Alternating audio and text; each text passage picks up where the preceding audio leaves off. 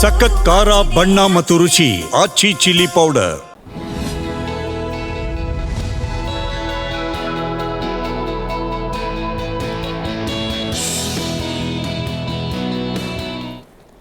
Hello ನಮಸ್ಕಾರ. Big boss ಕತೆ ನಮ್ಮ ಜೊತೆ ವಿಶೇಷ ಕಾರ್ಯಕ್ರಮಕ್ಕೆ ಸ್ವಾಗತ. ನಾನು ತೇಜಸ್ವಿನಿ.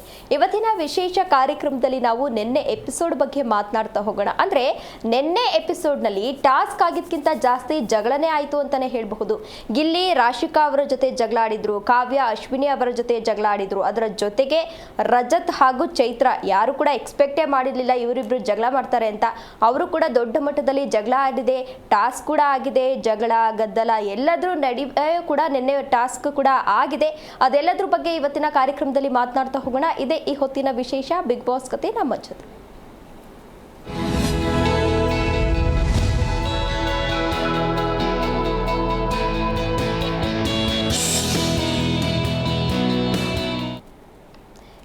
ಇದ್ರ ಬಗ್ಗೆ ಮಾತನಾಡಲಿಕ್ಕೆ ನನ್ನ ಕೊಲೀಗ್ ರಾಮ್ ಸರ್ ಕಾರ್ಯಕ್ರಮಕ್ಕೆ ಜಾಯ್ನ್ ಆಗಿದ್ದಾರೆ. ಅವ್ರನ್ನ ಕಾರ್ಯಕ್ರಮಕ್ಕೆ ಬರ್ಮಾಡ್ಕೊಳ್ಳೋಣ. ಹಾಯ್ ಸರ್, ಕಾರ್ಯಕ್ರಮಕ್ಕೆ ಸ್ವಾಗತ. ನಮಸ್ತೆ ಸರ್. ನಿನ್ನೆ ಎಪಿಸೋಡ್ ನೋಡಿದ್ದೀರಾ ಅನ್ಸುತ್ತೆ. ಟಾಸ್ಕ್ಗಿಂತ ಜಾಸ್ತಿ ಜಗಳನೇ ಆಗಿತ್ತು. ಅದರಲ್ಲೂ ಪ್ರಮುಖವಾಗಿ ಈ ಕಾವ್ಯ ಮತ್ತೆ ಅಶ್ವಿನಿ ಅವರ ನಡುವೆ ಎಷ್ಟು ದೊಡ್ಡದ ಮಟ್ಟಿಗೆ ಜಗಳ ಆಯಿತು ಅಂದರೆ ಅಮ್ಮನ ವಿಚಾರ ಎಲ್ಲ ಅಲ್ಲಿ ಪ್ರಸ್ತಾಪ ಮಾಡಿದ್ರು. ಈ ಜಗಳದಲ್ಲಿ ಯಾರು ಸರಿ? ಇಲ್ಲ, ಏನಂತಂದರೆ ನೋಡಿ, ಟಾಸ್ಕ್ ಆಡೋ ವಿಚಾರದಲ್ಲಿ ಅಲ್ಲಿ ಡಿಫೆನ್ಸ್ ಮಾಡಬೇಕಿತ್ತು. ಸೊ ಇವರಿಬ್ರು ಆಪೋಸಿಟ್ ಅಲ್ಲಿ ಇರ್ತಾರೆ. ಅವರ ಇವರು ಈ ಟೀಮ್ನ ಡಿಫೆನ್ಸ್ ಮಾಡಬೇಕು, ಅಶ್ವಿನಿ ಅವರು ಅವ್ರ ಟೀಮ್ನ ಡಿಫೆನ್ಸ್ ಮಾಡೋ ಒಂದು ಇದಿರುತ್ತೆ. ಸೊ ಚೆನ್ನಾಗೇ ಬರ್ತಾ ಇರುತ್ತೆ, ಡಿಫೆನ್ಸ್ ಮಾಡ್ತಿರ್ತಾರೆ. ಸೊ ಡಿಫೆನ್ಸ್ ಮಾಡೋ ಮೂಮೆಂಟಲ್ಲಿ ಏನಾಗುತ್ತೆ, ಅವ್ರನ್ನ ಹಿಡ್ಕೊಳ್ಳೋದಾಗಿರ್ಬೋದು, ಟೈಟ್ ಆಗಿ ಹಿಡ್ಕೊಳ್ಳೋದು, ಈ ಥರ ಇದ್ದಾಗ ಹಾಗೆ ಆಗುತ್ತೆ. ಇಲ್ಲಿ ತಪ್ಪಿಸ್ಕೊಂಡು ಹೋಗ್ತಾರೆ ಅನ್ನೋ ಇದಕ್ಕೆ ಟೈಟಾಗಿ ಹಿಡಿತಾರೆ ಇವರು. ಸೊ ಆ ವಿಚಾರ ಏನಾಗುತ್ತೆ, ಟೈಟಾಗೆಲ್ಲ ಹಿಡಿದಾಗ ಕೈಯೆಲ್ಲ ಹಿಡ್ಕೊಳ್ತಾರೆ. ಒಂದು 2-3 ಸತಿ ಬಟ್ಟೆನೂ ಕೂಡ ಆ ಮೂಮೆಂಟಲ್ಲಿ ಬಟ್ಟೆನೂ ಕೂಡ ಹಿಡಿತಾರೆ, ಬಟ್ಟೆನೂ ಕೂಡ ಹಿಂಗೆ ಬಂದೋಗುತ್ತೆ. ಅವರು ಇಬ್ಬರು ಮಾಡ್ತಾರೆ ಆ ಥರ, ಇಬ್ರಿಗೂ ಆಗುತ್ತೆ. ಇವರು ಹಿಡಿತಾರೆ, ಅವರು ಹಿಡಿತಾರೆ. ಓಕೆ, ಅಲ್ಲಿಗೆ ಸ್ಟಾಪ್ ಆಗಬೇಕಿತ್ತು. ಇವ್ರೇನಂತಂದ್ರೆ ಅಶ್ವಿನಿ ಅವರು ಸ್ವಲ್ಪ ಲಾಕ್ ಮಾಡೋದ್ರಲ್ಲಿ ಸ್ವಲ್ಪ ಸ್ಟ್ರಾಂಗ್ ಇದ್ದಾರೆ. ಹೌದು, ಇವರು ಕಂಪೇರ್ ಮಾಡಿದ್ರೆ ಸ್ವಲ್ಪ ವೀಕ್ ಇದ್ದಾರೆ. ಸೊ ಹಾಗಾಗಿ ಅವ್ರು ಏನಾಯ್ತು, ಸೊ ಲಾಸ್ಟ್ ಟೈಮು ಚೈತ್ರ ಅವ್ರಿಗೂ ಹೀಗೆ ಆಯಿತು. ಸೊ ಅವ್ರು ಎಲ್ಲಿ ಉಗಿದ್ರು ಅವ್ರನ್ನ ಅದೇ ರೀತಿ ಕೆಳಗೆ ಮಲಗಿಸ್ಕೊಂಡು ಈ ಥರ ಲಾಕ್ ಮಾಡೋ ಮೂಮೆಂಟಲ್ಲಿ ಅವ್ರಿಗೆ ಆಗಲಿಲ್ಲ. ಅವ್ರ ವೆಯ್ಟ್ ಇರೋದ್ರಿಂದ ಏನಾಗುತ್ತೆ, ವೆಯ್ಟ್ ಎಲ್ಲ ಅವ್ರ ಮೇಲೆ ಕೂತ್ಕೊಂಡಾಗ ಏನಾಗುತ್ತೆ, ಅವ್ರು ಜಾಸ್ತಿ ವೆಯ್ಟ್ ಬಿಟ್ಟಂಗೆ ಆಗುತ್ತೆ. ಅವ್ರ ಉದ್ದೇಶ ಏನಾಗಿರುತ್ತೆ, ನಾನು ಈ ಥರ ವೆಯ್ಟ್ ಮಾಡಿ ಇಟ್ಕೊಂಡ್ರೆ ತಪ್ಪಿಸ್ಕೊಳ್ಬಾರ್ದು ಅನ್ನೋ ಉದ್ದೇಶಕ್ಕೆ ಅವ್ರು ಏನು ಮಾಡ್ತಾರೆ. ಸೊ ಆ ರೀತಿ ಕೂತ್ಕೊಳ್ಳೋದು ಇಟ್ಕೊಳ್ಳೋದು ಎಲ್ಲ ಸಹಜ. ಅದು ಯಾರಾದರೂ ಕೂಡ ಅಷ್ಟೇ, ಜೆಂಟ್ಸ್ ಆಗಿರೋ ಲೇಡೀಸ್ ಆಗಿದ್ರು ಕೂಡ ಸೊ ಆ ರೀತಿ ಹಿಡ್ಕೊಂತಾರೆ, ಲಾಕ್ ಮಾಡಿರ್ತಾರೆ. ಸೊ ಅದನ್ನು ತಪ್ಪಿಸ್ಕೊಂಡು ಬರಬೇಕು. ಅದು ಯಾವ ರೀತಿ ತಪ್ಪಿಸ್ಕೊಳ್ಬೇಕು, ಸಡನ್ ಆಗಿ ತಿರ್ಗೋದಕ್ಕೂ ಆಗೋದಿಲ್ಲ, ಸಡನ್ ಆಗಿ ಎದೋಡೋದಕ್ಕೂ ಆಗೋದಿಲ್ಲ. ಸೊ ಅದನ್ನ ಏನೋ ಒಂದು ಮಾಡಿ ಅವ್ರನ್ನ ಬೀಳಿಸೋ ಥರ ಮಾಡಿ ಇವ್ರು ಮಾಡಬೇಕಿತ್ತು. ಬಟ್ ಅದರಲ್ಲಿ ಅವ್ರ ಕೈಲಿ ಆಗಲಿಲ್ಲ. ಯಾಕೆಂದರೆ ಅವ್ರಿಗಿರೋ ಕೆಪಾಸಿಟಿಗೆ, ಅವ್ರಿಗೆ ಸ್ಟ್ರೆಂತ್ಗೆ ಆಗಲಿಲ್ಲ. ಲಾಸ್ಟ್ ಟೈಮು ಇದೇ ರೀತಿ ಚೈತ್ರ ಅವರು ಥೂ ಅಂತ ನುಗ್ಗಿತಾರೆ ಆ ವಿಚಾರದಲ್ಲಿ. ಏನಕ್ಕೆ ಅಂತಂದ್ರೆ ಈಕೆ ಅವರು ಭಾರ ಇರ್ತಾರೆ. ಸೊ ಭಾರ ಇದ್ದಾರೆ. ಸೊ ಹಂಗೆ ಲಾಕ್ ಮಾಡಿ ಇವರು ಇಬ್ರು ಸಣ್ಣ ಇದ್ರು, ಚೈತ್ರ ಅವರು ಸಣ್ಣ ಇದ್ರು, ಕಾವ್ಯ ಅವರು ಕೂಡ ಕಂಪೇರ್ ಮಾಡಿದ್ರೆ ಸಣ್ಣ ಇದ್ರು ಅವ್ರಿಗೆ. ಸೊ ಅದೇನಾಯ್ತು, ಈ ರೀತಿ ಚೈತ್ರ ಅವರು ಕೂಡ ಈ ಥರ ಬಿಹೇವ್ ಮಾಡಿದ್ರು ನಿನ್ನೆ ಕೂಡ.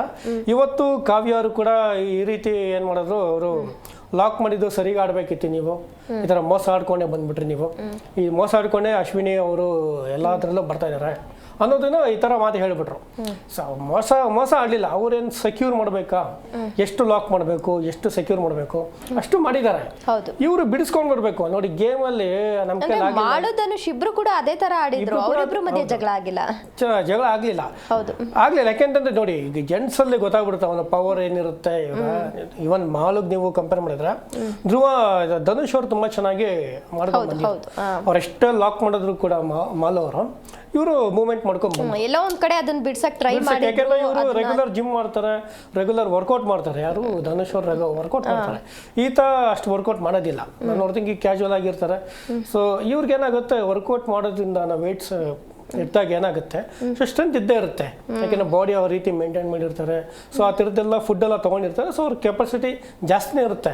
ಇವ್ರಿಗೆ ಕಂಪೇರ್ ಮಾಡಿದ್ರೆ ಕೆಪಾಸಿಟಿ ಜಾಸ್ತಿ ಇರುತ್ತೆ. ಸೊ ಅದು ಲಾಕ್ ಮಾಡೋದ್ರಲ್ಲಿ ಅವರು ಸ್ವಲ್ಪ ಎಲ್ಲೋ ಡಿಲೇ ಅಂದರೆ ಸುಸ್ತಾಗ್ತಾರೆ. ಅವರು ಕೂಡ ಮಾಲವರು ಸುಸ್ತಾಗ್ತಾರೆ ಆ ವಿಚಾರದಲ್ಲಿ. ಬಟ್ ಅಶ್ವಿನಿ ಅವರು ತೊಗೊಂಡಾಗ ಈಕೆನೇ ಸ್ಟಾರ್ಟ್ ಮಾಡ್ತಾರೆ, ಯಾರು ಕಾವ್ಯ ಅವರು. ಇವರೆಲ್ಲೋದ್ರು ಈ ತರ ಮೋಸ ಮಾಡ್ಕೊಂಡೇ ಬರ್ತಾರೆ, ಮೋಸ ಮಾಡ್ಕೊಂಡೆ. ಅಂದ್ರೆ ಅಶ್ವಿನಿ ಅವ್ರ ಅಂದ್ರೆ ಮೋಸ. ಜಗಳದಲ್ಲಿ ಕಾವ್ಯ ಅವರು ಫೇರ್ ಇಲ್ಲ ಅಂತ ನೀವ್ ಹೇಳ್ತಿದ್ದೀರಾ. ಕಾವೇರಿ ಏನಂದ್ರೆ ನೋಡಿ, ಗೇಮ್ ಅಂತ ಆಡಿದಾಗ ಮಾತು ಇವಾಗ ಸೋತಾದ್ಮೇಲೆ ಅಷ್ಟೇ ಏನ್ ಮಾಡಕ್ಕಾಗಲ್ಲ, ನನ್ಗೆ ಕೆಪಾಸಿಟಿ ಇದಿಲ್ಲ, ಸೋತೋಗ್ಬಿಟ್ರೆ ಅಷ್ಟೇ. ಹೌದು, ಅದು ಒಪ್ಕೋಬೇಕು. ಸೋತಾದ್ಮೇಲೆ ಮಾತು ಸ್ಟಾರ್ಟ್ ಮಾಡೋದು ಈಕೆನೆ ಮಾಡಿದ್ದು. ಇವಾಗ ನೋಡಿ, ಒಬ್ಬ ವ್ಯಕ್ತಿನ ಅವನು ಎಲ್ಲಿದ್ರು ಅವನು ಹಂಗೇನೆ ಆಡ್ತಾನೆ, ಅವ್ನು ಸರಿಗ ಆಡಲ್ಲ, ಅವನು ತಪ್ಪಾಡ್ತಾನೆ, ಅವನು ಇರೋ ಜಾಗ ಎಲ್ಲ ಮೋಸ ಅಂತ ಅಂದಾಗ ಆ ವ್ಯಕ್ತಿಗೆ ಅನ್ಸುತ್ತೆ, ಅಲ್ಲ ಕಣೆ, ನಾನು ಕರೆಕ್ಟಾಗಿ ಆಟ ಆಡಿದ್ದೀನಿ, ನಿನಗೆ ಕೆಪಾಸಿಟಿ ಇದೆ, ನಾನೇನು ಮಾಡೋಕ್ಕಾಗುತ್ತೆ, ನನ್ನೇನು ನನ್ನ ಟೀಮ್ನ ಸೆಕ್ಯೂರ್ ಮಾಡಬೇಕು, ನಾನೇನು ಆಟ ಆಡ್ಬೇಕು, ನಾನು ಆಟ ಆಡ್ತಾ ಇದ್ದೀನಿ, ಕರೆಕ್ಟಾಗಿ ಆಟ ಆಡ್ತಾ ಇದ್ದೀನಿ.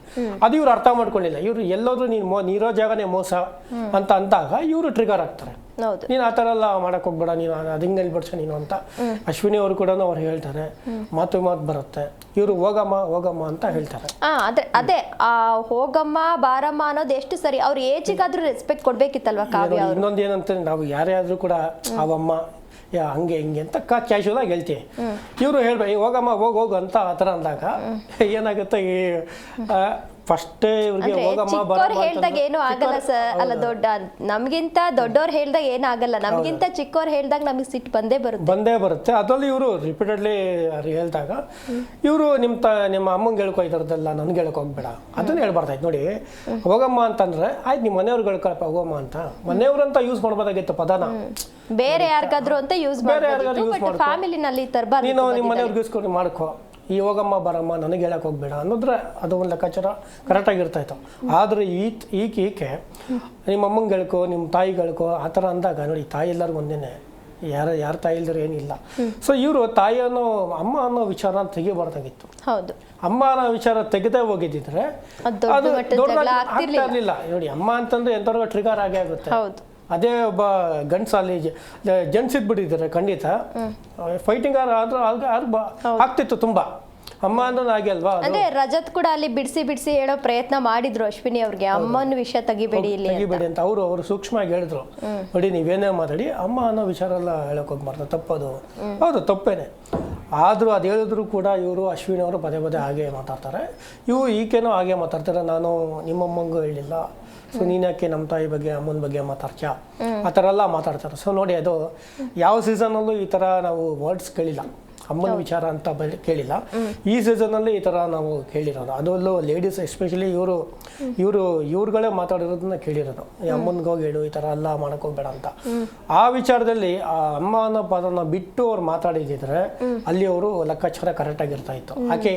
ಈಕೆನೂ ಕೂಡ ಅವರು ಸೀನಿಯರ್ ಆಗಿದ್ರೆ, ಸ್ವಲ್ಪ ಸೀನಿಯರ್ಗಳಿಗೆ ಇವ್ರೂ ಸ್ವಲ್ಪ ಮರ್ಯಾದೆ ಕೊಟ್ಟು ಮಾತಾಡೋ ಥರ ಇದ್ದಿದ್ರೆ ಆಯ್ತು, ಗೇಮನ್ನು ಸೋತೋಗ್ಬಿಟ್ಟಿದ್ದೀನಿ ಆಯ್ತು, ಅದನ್ನ ಯಾವ ರೀತಿ ಹೇಳ್ಬೇಕು, ಅಲ್ಲ ನೀವು ಆ ರೀತಿ ಲಾಕ್ ಮಾಡಿದಂಗೆಲ್ಲ ನಂಗೆ ತುಂಬ ಇದಾಗೋಯ್ತು ಅನ್ನೋದು ಹೇಳ್ಬೋದಾಗಿತ್ತು. ಬಟ್ ಅವ್ರು ಸೋತಿರ್ತಾರೆ, ಕೋಪ, ಇವ್ರು ನಮ್ಮ ಮೇಲೆ ಎಷ್ಟು ವೆಯ್ಟ್ ಹಾಕ್ಬಿಟ್ಟಿದ್ದಾರೆ, ಬೇಕು ಅಂತಾನೆ ಹಾಕಿದ್ರು ಅನ್ನೋದು ಅವ್ರಿಗೆ ತಲೆಗೆ ಬಂದ್ಬಿಡುತ್ತೆ.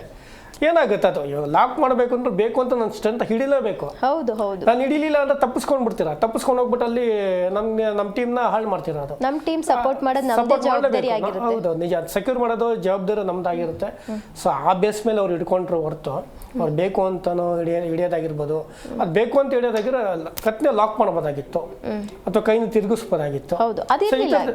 ಆಮೇಲೆ ಇರ್ಲಿಲ್ಲ, ಇವ್ರೇನ್ ಮಾಡ್ರು, ಲಾಕ್ ಮಾಡ್ರು, ಕರೆಕ್ಟಾಗಿ ಲಾಕ್ ಮಾಡಿದ್ರು, ಗೇಮಲ್ಲಿ ಚೆನ್ನಾಗಿ ಆಡಿದ್ರು. ಆದರೆ ಮಾತು ಅಂತ ಬಂದಾಗ ಈಕೆನೂ ಇವ್ರ ಅಮ್ಮ ಅನ್ನೋ ಪದನ ಮಾತಾಡಬಾರ್ದಾಗಿತ್ತು, ಅಶ್ವಿನಿ ಅವ್ರು ಮಾತಾಡಬಾರ್ದಾಗಿತ್ತು. ಅದೊಂದು ಮಾತಾಡದೆ ಹೋಗಿದ್ರೆ ಕರೆಕ್ಟಾಗಿರೋದು ಎಲ್ಲನೂ. ಇವರು ನೀನು ಗೇಮ್ ಆಡ್ಚೆ ಕರೆಕ್ಟಾಗಿ ಆಡೋ, ಸ್ಟಾರ್ಟಿಂಗ್ ಹೇಳೋರು ಗೇಮ್ ಆಡೋ ವಿಚಾರದಲ್ಲಿ ನೀನು ಮಾತಾಡು, ಇವ್ರು ಹೋಗಮ್ಮ ಬಾರಮ್ಮ ಅಂತ ಹೇಳಕ್ ಹೋಗ್ಬೇಡ ಅಂತ. ಇದೇ ರೀತಿ ನಮ್ಮ ಕಿಚ್ಚ ಸಾಹೇಬ್ರಿಗೆ ಪಂಚಾಯತಲ್ಲೂ ಕೂಡ ಇವರು ಕಾಕ್ರೋಜ್ ಅವ್ರು ಹೇಳ್ತಾರೆ, ಅವಮ್ಮ ಹಂಗೆ ಸರ್ ಹಿಂಗೆ ಸರ್ ಅಂತ ಹೇಳಿರ್ತಾರೆ. ಸಾಹೇಬ್ರು ಮುಂದೆ ಅವ್ರೇನು ಹೇಳ್ತಾರೆ, ಸರ್ ಒಂದು ನಿಮಿಷ ಅಂತ ಹೇಳ್ಬಿಟ್ಟು, ನೋಡಿ ಕಾಕ್ರೋಜ್ ಅವರೇ, ನನಗೆ ಆ ಥರ ಎಲ್ಲ ಹೇಳಕ್ ಹೋಗ್ಬಿಡಿ, ಅವಮ್ಮ ಇವಮ್ಮ ಅಂತ ಹೇಳಕ್ ಹೋಗ್ಬಿಡಿ ಅಂತ ಅವರೆಲ್ಲ ಟ್ರಿಗರ್ ಆಗ್ತಾರೆ. ಅವ್ರಿಗೆ ಅವಮ್ಮ ಅನ್ನೋ ವರ್ಡ್ ಅವ್ರಿಗೆ ಆಗ್ತಾ ಇಲ್ಲ. ಆ ಥರ ಅಂದರೆ ಅವ್ರಿಗೇನೋ ಒಂಥರ ಬ್ಯಾಡ್ ವರ್ಡ್ಸ್ ಹೇಳೋ ಥರ. ನೋಡಿ, ಅದು ಕ್ಯಾಶುವಲ್ ವರ್ಡ್ ಅದು. ಅಲ್ಲಾರೇ ಅವಮ್ಮಂಗೆ ಹೇಳಿದ್ದೆ ನಾನು, ಅವಮ್ಮ ಬರುತ್ತೆ ಸರ್, ಯಾರೇ ಹೇಳಿದ್ರು ಕ್ಯಾಶುವಲ್ ವರ್ಡ್. ಇವಾಗ ಏನಾಗುತ್ತೆ, ಇವಾಗ ನೋಡಿ, ನಾವು ಒಂದೇ ವೇದಿಕೆಯಲ್ಲಿ ಒಂದೇ ಜಾಗದಲ್ಲಿ ನಾವು ಒಂದೇ ಕಡೆ ಕೆಲಸ ಮಾಡಿದಾಗ ಅವಮ್ಮಂಗೆ ಹೇಳಿದ್ವಿ ಕಣಪ್ಪ ಅಂತ ಅಂದಾಗ ಅದೊಂದು ಕಾಮನ್ ವರ್ಡ್, ಅದು ಕ್ಯಾಶುವಲ್ ವರ್ಡು, ಅಷ್ಟು ಆಗಿ ತೊಗೊಳಕ್ ಹೋಗ್ಬಾರ್ದು. ಬಟ್ ಇವರು ಹೋಗಮ್ಮ ಈ ಥರ ಅಂತ ಅಂದಾಗ ಇವ್ರು ಅಲ್ಲಿಗೆ ಸ್ಟಾಪ್ ಮಾಡಬೇಕಾಯ್ತು. ಆ ವರ್ಡ್ನ ನೀನು ನನಗಿಂತ ಚಿಕ್ಕ ಹುಡುಗಿ, ನೀನು ಎಷ್ಟು ಮಾತಾಡಬೇಕು ಅಷ್ಟು ಮಾತಾಡಬೇಕು, ಕೆಲವೊಂದು ಬುದ್ಧಿವಾದಿಗೆ ಹೇಳ್ಬೇಕು, ಹೌದು. ಅದನ್ನ ಬಿಟ್ಟು ಇವರು ಕಿರ್ಚಾಡ್ಕೊಂಡು ಅರ್ಚಾಡ್ಕೊಂಡು ಆಯ್ತು. ಅವರು ಹಾಗೆ ಈ ರೀತಿ ಕಾವ್ಯ ಕೂಡ ಟ್ರಿಗರ್ ಆದ್ರು, ಅವರು ಮಾತಾಡಿದ್ರು. ಇವರು ನಮ್ಮ ತಾಯಿ ಬಗ್ಗೆ ನೀನು ಹಂಗೆಲ್ಲ ಮಾತಾಡಕ್ಕೆಲ್ಲ ಹೋಗ್ಬೇಡ ಅಂತ ಇವ್ರನ್ನ ಹೇಳಿದ್ರು. ಸೊ ಅದು ಈ ಮಟ್ಟಿಗೆಲ್ಲ ಹೋಯ್ತಿತ್ತು. ಈ ಮಧ್ಯದಲ್ಲಿ ಕ್ಯಾಪ್ಟನ್ ಆದವರು ಬಂದು ಇಬ್ರಿಗೂ ಸಮಾಧಾನ ಮಾಡ್ಬೇಕಾಯ್ತು. ನೀವಿಬ್ರು ಮಾತಾಡಕ್ ಹೋಗ್ಬೇಡಿ. ಅವ್ರು ಬರೀ ಕಿರ್ಚಾಡ್ತಿರ್ತಾರೆ ಕ್ಯಾಪ್ಟನ್. ಹೌದು, ಬರೀ ಹಿಂಗಾಗಿ ಪ್ರಕಾರ ಏನ್ ಅನ್ಸುತ್ತೆ ಅಂದ್ರೆ ರಾಶಿಕಾ ಅವರು ಕ್ಯಾಪ್ಟನ್ಶಿಪ್ ನ ಚೆನ್ನಾಗಿ ಮಾಡ್ತಿಲ್ಲ ಅಂತ ಅನಿಸ್ತಿದ್ಯಾ? ನಿಭಾಯಿಸ್ತಾ ಇಲ್ಲ ಸರಿಯಾಗಿ. ಸ್ಟ್ರಿಕ್ಟ್ ಇಲ್ಲ. ಹೌದು, ಕ್ಯಾಪ್ಟನ್ ಅಂತಂದ್ರೆ ಒಂದು ಸ್ಟ್ರಿಕ್ಟ್ ಮೇಂಟೈನ್ ಮಾಡಬೇಕು, ಒಂದು ಟೀಮ್ ಅಂದ್ರೆ ಅವ್ರು ಏನ್ ಹೇಳ್ತಿದ್ದೀನಿ ಅನ್ನೋದು ಅವ್ರಿಗೆ ಸರಿಯಾಗಿ ಕ್ಲಾರಿಟಿ ಇಲ್ಲ. ಅವ್ರಿಗೆ ಏನಾಗ್ತಿದೆ, ಅವರೇ ವಾಯ್ಸ್ ರೈಸ್ ಮಾಡ್ತಿದ್ದಾರೆ. ಹಂಗಲ್ಲ ನೋಡಿ, ಕಿರ್ಚಕ್ ಟ್ರೈ ಮಾಡ್ತಿದ್ದಾರೆ, ಕಿರ್ಚ್ತಾನೆ ಇದ್ದಾರೆ ಅವರು. ಕಿರ್ಚಕ್ ಹೋಗ್ಬಿಡಿ. ಕ್ಯಾಪ್ಟನ್ ಅಂದ್ರೆ ತಾಳ್ಮೆ ಇರ್ಬೇಕು ಮೊದಲನೇದಾಗಿ. ಟ್ರಿಗರ್ ಆಗ್ತಾನೆ ಇರುತ್ತೆ, ಯಾಕಂದ್ರೆ ಟೀಮಲ್ಲಿ ಹಂಗೆ ನಡೀತಾ ಇರುತ್ತೆ. ಒಬ್ರು ಕರೆಕ್ಟ್ ಆಗಿರೋ ಇನ್ನೊಬ್ರು ಕರೆಕ್ಟ್ ಆಗಿರೋದಿಲ್ಲ. ಅವ್ರನ್ನ ಸಾಲ್ವ್ ಮಾಡೋದು, ಅವ್ರಿಬ್ಬರನ್ನ ಒಂದೇ ಲೆವೆಲ್ ಆಗಿ ನೋಡೋದು, ಮಾತಾಡ್ಸೋದು, ಬುದ್ಧಿವಾದಿಗೆ ಹೇಳೋದು, ಪ್ರತಿಯೊಂದನ್ನ ಸಾಲ್ವ್ ಮಾಡೋದು ಒಬ್ಬ ಟೀಮ್ ಕ್ಯಾಪ್ಟನ್. ಅದಕ್ಕೋಸ್ಕರ ಟೀಮ್ ಕ್ಯಾಪ್ಟನ್ ಅಂತ ಮಾಡೋದು. ಮತ್ತೆ ಇನ್ನೇನಕ್ಕೆ ಮತ್ತೆ ಇವರೆಲ್ಲ ಇಷ್ಟೊಂದೆಲ್ಲ ಕಷ್ಟಪಟ್ಟು ಆ ಗೇಮ್ನ ರೆಡಿ ಮಾಡಬೇಕು. ಬಟ್ ಗೇಮ್ ರೆಡಿ ಮಾಡೋ ಟೀಮ್ಗೆ ಹಂಗಾರೆ ಏನು ಮರ್ಯಾದೆ ಏನು ಸಿಕ್ತು? ಒಂದು ಗೇಮ್ ನೋಡಿ ತುಂಬ ಡಿಫ್ರೆಂಟ್ ಆಗಿದೆ. ಒಂದು ಗೇಮ್ ರೆಡಿ ಮಾಡಬೇಕು ಅಂದ್ರೆ ಎಷ್ಟು ಶ್ರಮ ಇರುತ್ತೆ. ಆ ಬ್ಯಾಕ್ ಎಂಡಲ್ಲಿ ಎಷ್ಟು ಜನ ವರ್ಕ್ ಮಾಡಿರ್ತಾರೆ. ಆ ಗೇಮ್ನ ಅವರು ಎಷ್ಟು ತಲೆಯಲ್ಲಿ ಇಟ್ಕೊಂಡು ಸ್ಕೆಚ್ ಮಾಡಿರ್ತಾರೆ. ಇವೆಲ್ಲ ಇರುತ್ತೆ. ಸುಮ್ಮನೆ ಏನೋ ಒಂದು ಗೇಮ್ ಆಡ್ಸ್ತಿದ್ದಾರೆ ಅಷ್ಟೇ. ಆ ಗೇಮ್ ಮಾಡೋದಕ್ಕೇನೆ ಆ ಟೀಮ್ ಇರುತ್ತಲ್ಲ, ಆ ಬ್ಯಾಕ್ ಎಂಡ್ ಟೀಮು, ಅವ್ರಿಗೆ ಫಸ್ಟ್ ಸಲ್ಯೂಟ್ ಮಾಡ್ಬೇಕು. ಈ ವಿಚಾರದಲ್ಲಿ ಒಳ್ಳೊಳ್ಳೆ ಗೇಮ್ ಕೊಟ್ಟಿರೋ, ತುಂಬಾ ಚೆನ್ನಾಗಿ ಕೊಟ್ಟಿರೋ ಗೇಮ್. ಬಟ್ ಇಂಥ ವಿಷಯದಲ್ಲೆಲ್ಲ ಧನುಷ್ ಅವರು ಚೆನ್ನಾಗಿ ನಿಭಾಯಿಸ್ತಾ ಅಂತ ಅನಿಸುತ್ತೆ. ಅವ್ರ ಮಾತಿಲ್ಲ, ನೀವು ನೋಡ್ಬೋದು, ಅವ್ರ ಮಾತು ಕಡಿಮೆ ಇತ್ತು. ಗೇಮ್ ಅಂತ ಬಂದಾಗ ಅವ್ರು ಚೆನ್ನಾಗಿ ಅವರು ಗೇಮ್ ಚೆನ್ನಾಗಿ ಆಡಿದ್ರು. ಆಮೇಲೆ ಟೀಮ್ಗೂ ಚೆನ್ನಾಗಿ ಒಂದು ಒಳ್ಳೆ ಪಾಯಿಂಟ್ ತಂದ್ಕೊಟ್ರು ಆ ವಿಚಾರದಲ್ಲಿ ಧನು ಅವರು. ಬಟ್ ಇವರು ಕ್ಯಾಪ್ಟನ್ ಆದವರು ರಾಶಿಕಾ ಕ್ಯಾಪ್ಟನ್ ಏನಾಗಿದ್ದಾರೆ ಅವರು ನಿಭಾಯಿಸ್ಬೇಕಿತ್ತು. ಆಮೇಲೆ ಇನ್ನೊಂದು ನೋಡಿ, ಕ್ಯಾಪ್ಟನ್ಗೂ ಕೂಡ ಅಲ್ಲಿ ಮರ್ಯಾದೆ ಕೊಟ್ಟಿಲ್ಲ. ನೀವು ಗಿಲ್ಲಿಯವರು ಆಗಿರ್ಬೋದು, ದೊಡ್ಡ ಜಗಳನೇ ಆಗೋಯ್ತು. ಹೋಗೋಗಿ ನೀನು ಈ ಥರದ್ದೆಲ್ಲ ಮಾತಾಡ ನೋಡಿ. ಯಾರಿಗೆ ಈಕೆ ಅವ್ರು ಹೋಗಿ ಬನ್ನಿ ಅಂತ ಮಾತಾಡ್ತಿದ್ದಾರೆ ಕಾವ್ಯ ಅವರು. ಈಗ ಗಿಲ್ಲಿಯವರೇ ಹೋಗೋಗಿ ನೋಡಿದ್ದೀನಿ, ನಿನ್ಗೆ ಗೊತ್ತು ಹಾಗೆ ಹೀಗೆ ಅವೆಲ್ಲ ಹೇಳಕ್ ಹೋಗ್ಬಾರ್ದು. ಯಾರಿಗಾದ್ರೂ ಹೇಳಕ್ ಹೋಗಿ ಹೋಗು ನೀನು ಆಗೋಬ್ಬ. ಅಂದ್ರೆ ಒಬ್ಬ ಕ್ಯಾಪ್ಟನ್ ಇರ್ತಾರೆ ಅಂತ ಅಂದ್ರೆ ಅವ್ರಿಗೆ ಎಷ್ಟು ಗೌರವ ಕೊಡ್ಬೇಕು ಅಷ್ಟು ಕೊಡ್ಬೇಕು.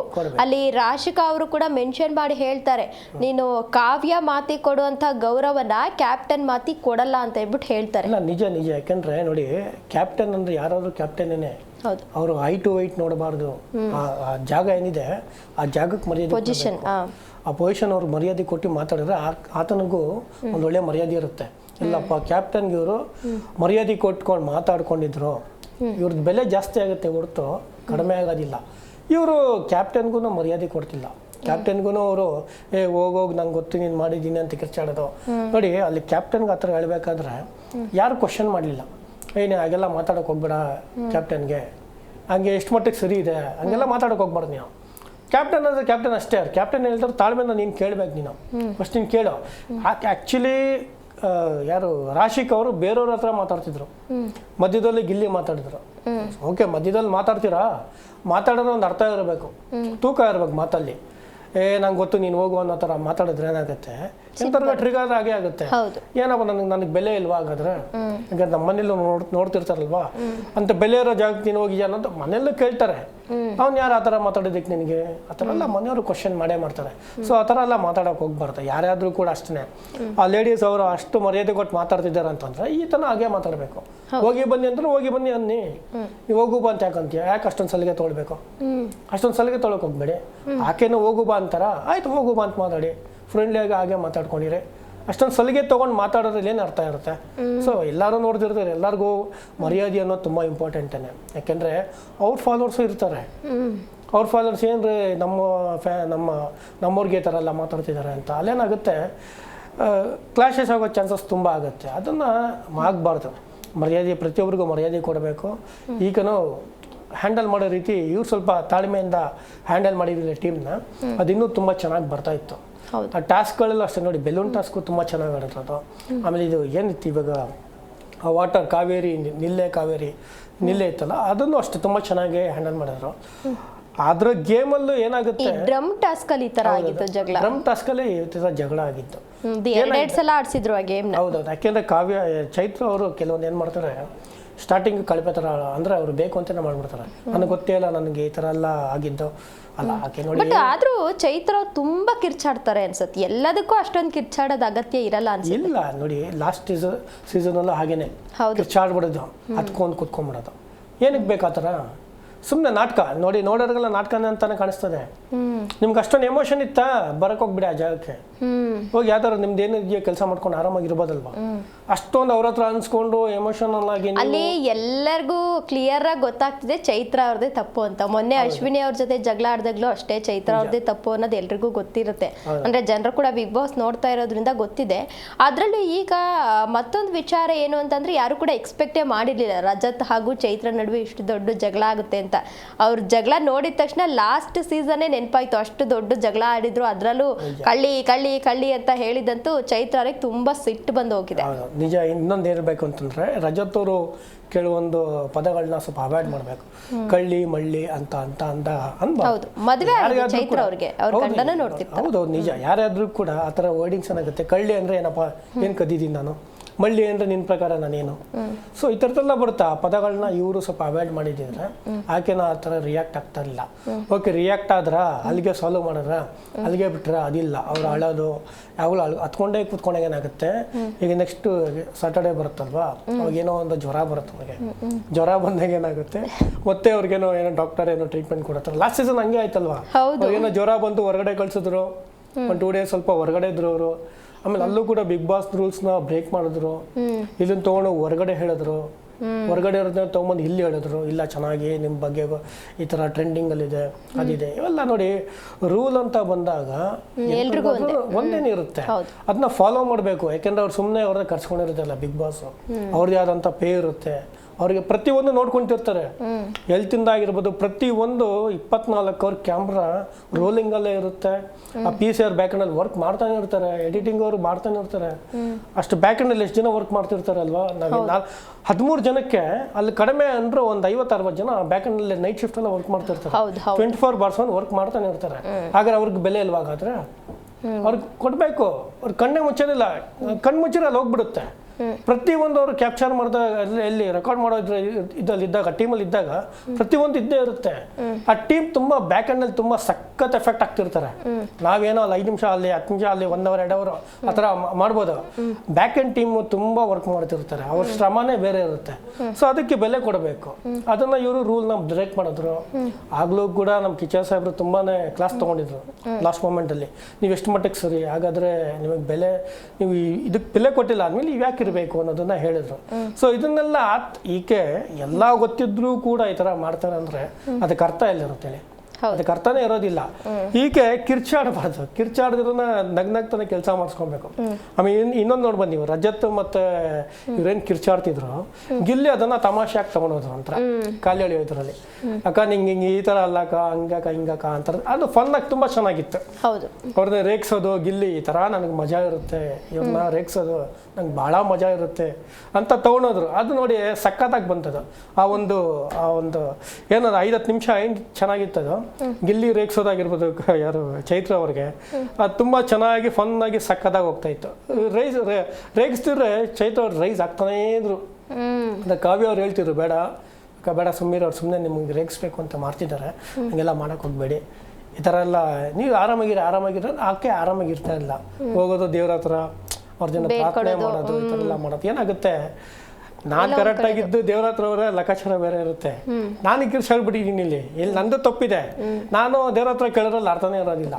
ಸೊ ಆ ಥರನೂ ಕಾಣಿಸ್ತಾ ಇದೆ ಅಲ್ಲಿ ಮನೆಯವರೆಲ್ಲ ಫೈಂಡ್ ಔಟ್ ಮಾಡ್ತಿದ್ದಾರೆ, ಏನು ಅಲ್ಲೇ ಕಿರ್ಚಾಡಿ ಅಮ್ಮ ಹಿಂಗೆ ಕಿರ್ಚಾಡುತ್ತೆ, ಅಲ್ಲೊಬ್ಬ ದೇವ್ರ ಹತ್ರ ನೋಡಿದ್ರೆ ಈ ಥರ ಕೈ ಮುಕ್ಕೊಂಡು ನಾನೇನೋ ತಪ್ಪೇ ಮಾಡಿಲ್ಲ, ನಮ್ಮ ಮಾಡಿದ್ರನ್ನ ಶಿಕ್ಷೆ ಕೊಟ್ಬಿಡಿ ಅನ್ನೋ ರೀತಿ ಬೇಡ್ಕೊಳ್ತಾ ಇದೆ ಅಂತಂದ್ರೆ ಅದಕ್ಕೆ ಅರ್ಥನೇ ಇಲ್ಲ. ಮನೆಯವರೆಲ್ಲ ಎಗನಿಸ್ಟ್ ಆಗ್ತಾರೆ. ಅದು ಏನಾಗುತ್ತೆ, ಜಾಸ್ತಿ ಚೈತ್ರ ಅವ್ರ ಮೇಲೆ ಕಣ್ಣು ಹೋಗ್ಬಿಟ್ಟಿದೆ.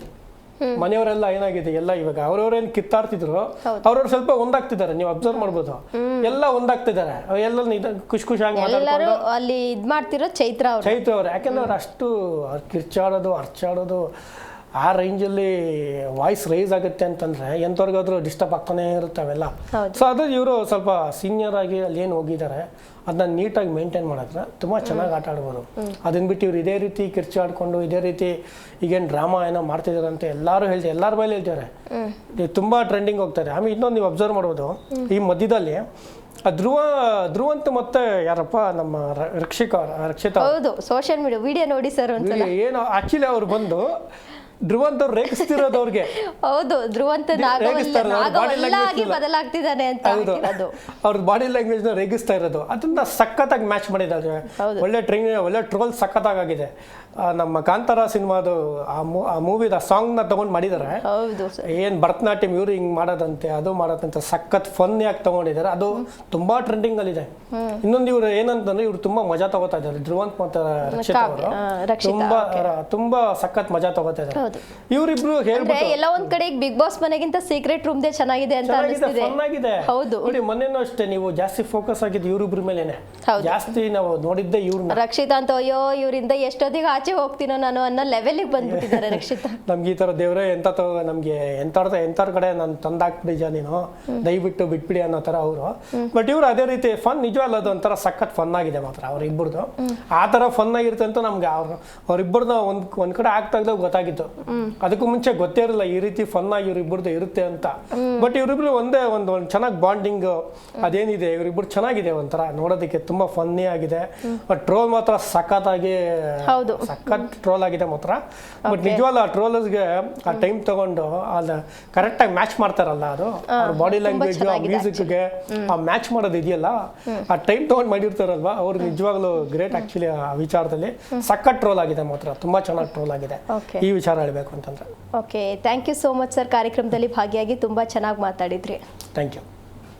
ನೋಡಿದ್ರಲ್ಲ ವೀಕ್ಷಕರೇ, ಇದಾಗಿತ್ತು ಈ ಕ್ಷಣದ ಬಿಗ್ ಬಾಸ್ ಅಪ್ಡೇಟ್ಸ್. ಮತ್ತಷ್ಟು ಅಪ್ಡೇಟ್ಸ್ಗಾಗಿ ನೋಡ್ತಾ ಇರಿ ಜೀ ಕನ್ನಡ ನ್ಯೂಸ್, ಸತ್ಯವೇ ಸುದ್ದಿಯ ಜೀವಾಳ.